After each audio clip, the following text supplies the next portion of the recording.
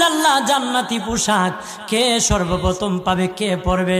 নবী বলেন, আয়েশা রে, জান্নাতি পোশাক সর্বপ্রথম আমি রাসূলুল্লাহ পাবো, কিন্তু আমি নবী সর্বপ্রথম পরব না। সর্বপ্রথম ইব্রাহিম খলিলুল্লাহকে জান্নাতি পোশাক পরানো হবে। কেন জানুনি?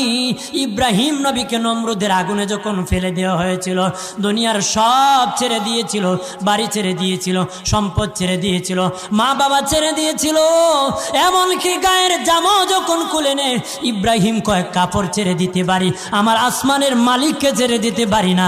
ওই দিন আল্লাহ ইব্রাহিমের সাথে অঙ্গীকার করেছিল, ইব্রাহিম আজকে তোমাকে সকলের সামনে উলঙ্গ করে লজ্জায় ফেলে দিয়েছি ইব্রাহিম, তারপরে তুমি আমাকে ছাড়ো নাই।